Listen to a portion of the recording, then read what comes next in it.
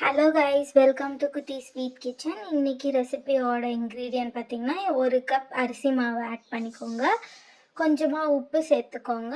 அந்த கப்லேயே 1.5 கப் தண்ணி.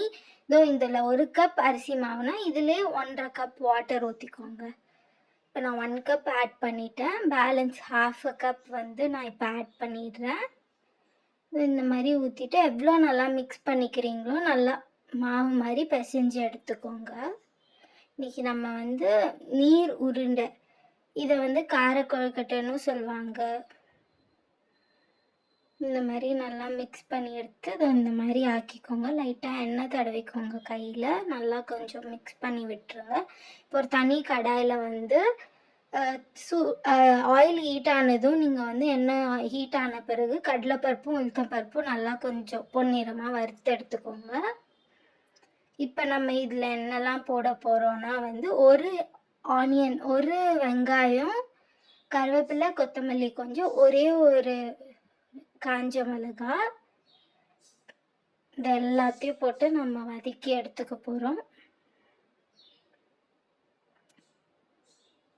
எல்லாத்தையும் போட்டுருங்க. பச்சை மிளகாய், காஞ்ச மிளகாய், கருவேப்பிலை, கொத்தமல்லி, வெங்காயம் எல்லாமே.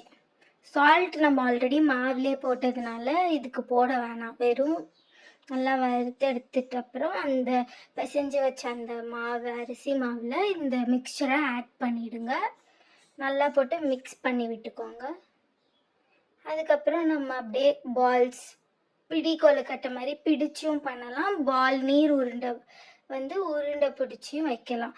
நீங்கள் யூஸ்வலாக அவிக்கிற ஏதாவது பாத்திரம் யூஸ் பண்ணிக்கோங்க. நாங்கள் இட்லி பாத்திரம் எடுத்திருக்கோம், இட்லி குண்டா.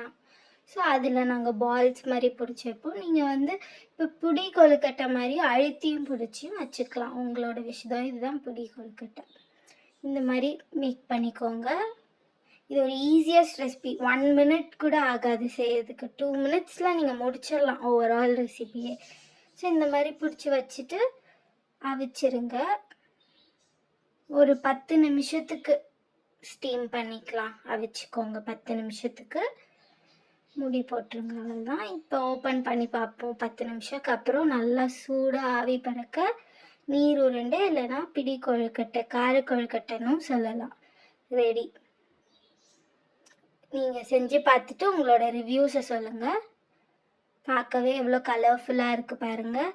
இப்போ நாங்கள் இதை உடைச்சும் காட்டுறேன், எப்படி இருக்குன்னு பாருங்கள். சூப்பராக இருக்குது. உங்கள் ரிவ்யூஸை சொல்லுங்கள். பிடிச்சிருந்தா like, subscribe and share. Thank you.